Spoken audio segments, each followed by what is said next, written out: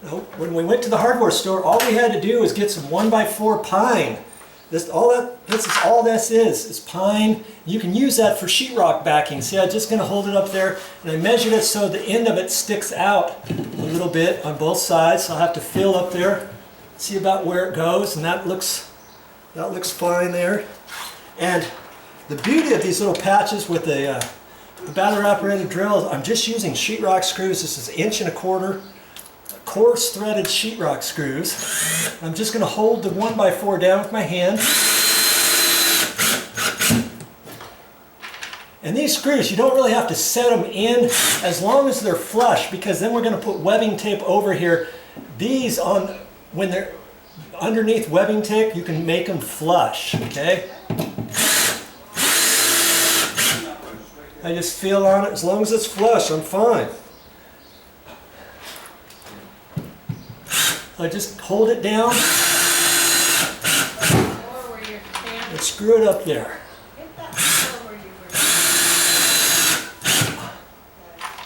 It doesn't take long to put backing up. Okay. Now I'm ready for this piece of sheetrock. We might as well put that in. I'm going to keep the camera rolling and see which way this piece goes. This is the same piece that came out, so I know it's got to fit in here some way. Wow. Of course it's the last way I fit it in there. That's usually how it is. Okay.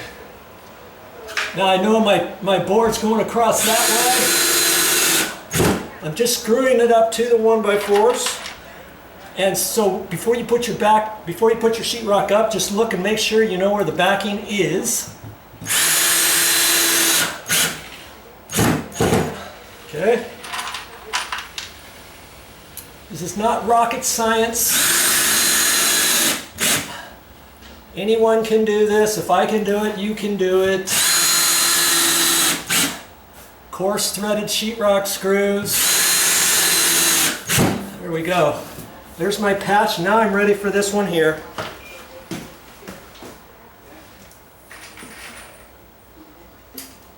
See, I measured it before, and I'm just going to take this and hold it up in there, see? Like that. And that's my backing. I don't have to get fancy. I don't have to use a 2x4.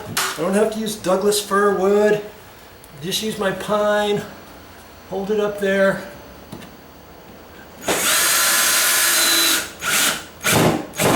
And screw it in so it's flush. Okay.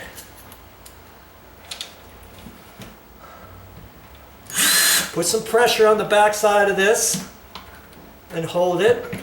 Once you get it going, it should work.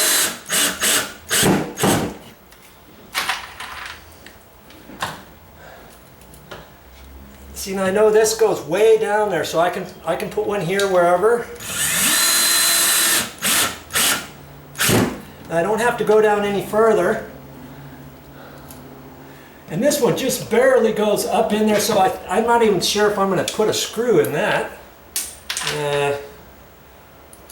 I'm not really left-handed, but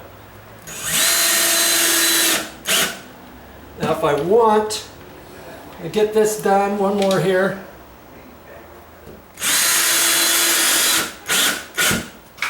I could run up a sheetrock screw. I've got a 2-inch screw here. See, this sheetrock only sticks down about a 1/2 inch. With this being pine, it might split, but I'm going to try it anyways. When you want to put them in at an angle, you start it out straight. Okay? Then you can angle it up. Like that. I'm going to hold on to that. See, it's slightly cracked, but it'll hold. It'll be fine. Okay, now my other piece of pine backing. Boy, I'm sweating. It's hot here. Actually, it rained. I'm still in Hawaii. and it rained, but it's kind of muggy. Now see, there's some electrical, oh, okay. There's some electrical wires here, and I figured I could fish this in, but there's a little bracket here that's nailed on. I'm gonna have to pull that off and move it over because I don't have enough room to get this in, I don't think. Let's see what we can do here. Okay, actually, I'm going to do it right there. I don't necessarily have to run it over tight to the wall. Okay, that's where it's going to live, right like that. I got it pushed up all the way, yep. Okay.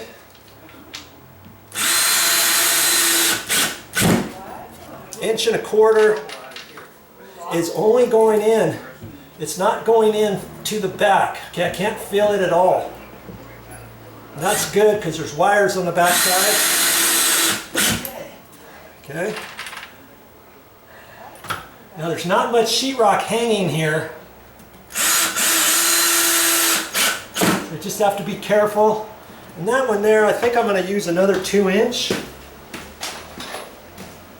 Okay. I got my 2-incher here. I'm going to start it straight. Now I can angle it up. And that's going to go up and hit the top plate.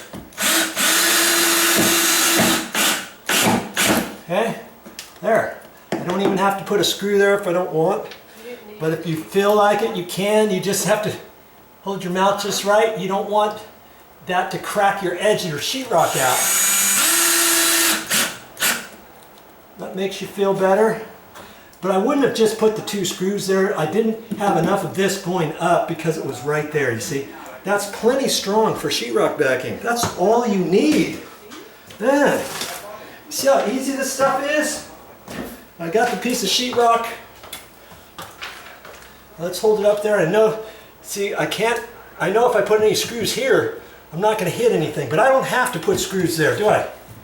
I don't have to do that at all. Look at that. It fits right there like a glove.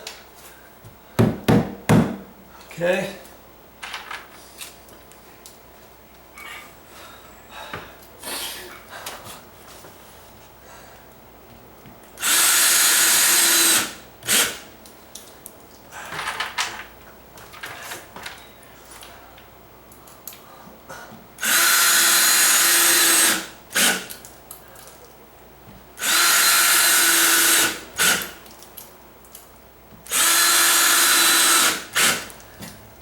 It doesn't matter if you break the paper, but I try to make them flush because the tape is going to go across this. If these were right in the field, I'd have to use a different type of bit because then it dimples and it dimples into the sheetrock to allow sheetrock mud to go over that, but it doesn't break the paper. Once you break the paper with a screw, it doesn't have any holding power.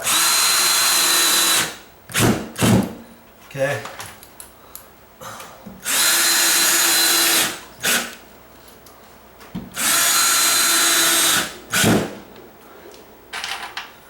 And these, I don't have to dimple them in because the tape's going to cover it. You're not going to see that ever. Okay, there you go. He's being a sheetrock person now. That's how you do a quick and dirty on your patches. I know I wasn't going to show you the whole thing. This is just a quick video showing you what Joe's up to. And as I said before, if I can do it, you can do it. And I'm never going to show you anything on my channel that I think you can't do. And that includes installing a ceiling fan. If you want to know how to install the entire ceiling fan, go to my YouTube channel and check it out. I'm going to show you how to put it in a 3-gang box. Once upon a time I had two switches and I needed to put a ceiling fan. And so I put a 3-gang box in. Here there was only a single gang box and I put in a 2-gang box. So I've got the light switch right here. The first one is going to be this one that was already here from before, and then the ceiling fan switch is going to be next to that.